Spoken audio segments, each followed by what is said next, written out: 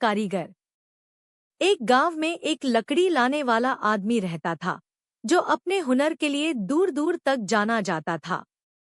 वह सिर्फ लकड़ी काटकर लाने वाला ही नहीं था, बल्कि सुराही, सोफा, हाथी, मोर, कुर्सी और पलंग जैसी बेहतरीन चीजें बनाने में भी माहिर था। उसके हाथों में जैसे जादू था। साधारण सी लकड़ी उसके छूते ही कलाकृति बन जाती।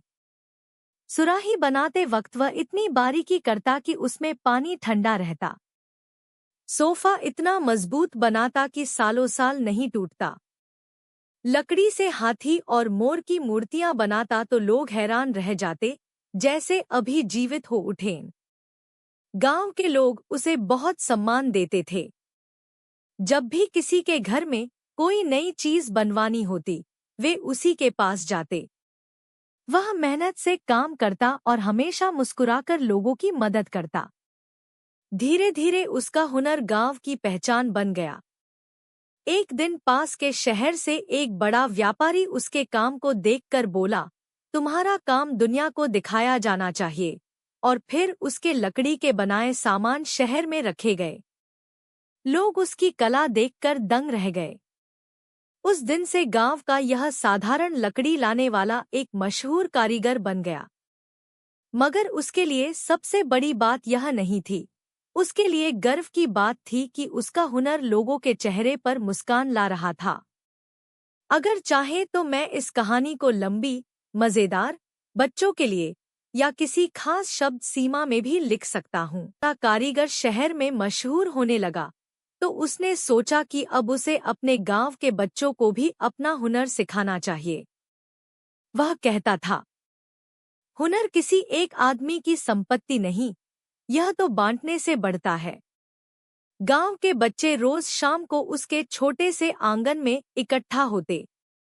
वह उन्हें सिखाता कि कैसे लकड़ी की नसें देखनी चाहिए, कौन सी लकड़ी किस काम आती है और किस तरह बिना मशीन के सिर्फ हाथों से सुंदर आकृतियां बनती हैं।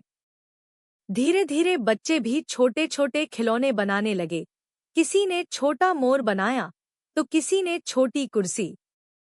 कारीगर हर बच्चे की तारीफ करता और कहता, जिस काम में दिल हो, उसी में सौंदर्य स्वयं खिल उठता है।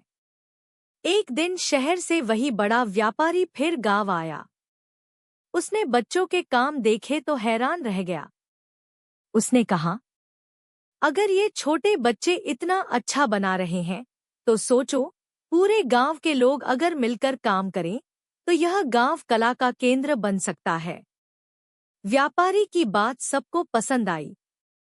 फिर गांव के लोग मिलकर एक लकड़ी कला केंद्र बनाने लगे। कारीगर ने उसे इस तरह बनाया कि वहां बड़े पलंग से लेकर छोटे खिलौने तक सबकी जगह हो।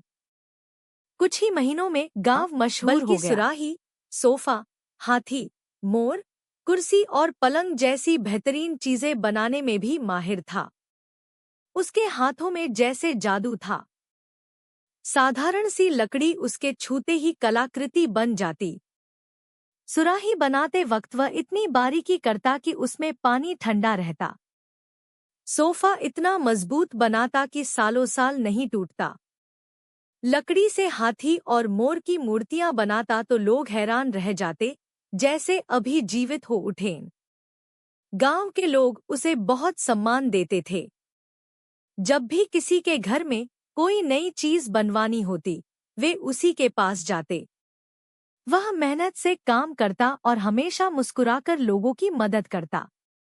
धीरे धीरे उसका हुनर गांव की पहचान बन गया। एक दिन पास के शहर से एक बड़ा व्यापारी उसके काम को देखकर बोला, तुम्हारा काम दुनिया को दिखाया जाना चाहिए। और फिर उसके लकड़ी के बनाए सामान शहर में रखे गए। लोग उसकी कला देखकर दंग रह गए। उस दिन से गांव का यह साधारण लकड़ी लाने वाला एक मशहूर कारीगर बन गया। मगर उसके लिए सबसे बड़ी बात यह नहीं थी। उसके लिए गर्व की बात थी कि उसका हुनर लोगों के चेहरे पर मुस्कान ला रहा था। अगर चाहे तो मैं इस कहानी को लंबी, मजेदार, बच्चों के लिए या किसी खास शब्द सीमा में भी लिख सकता हूँ।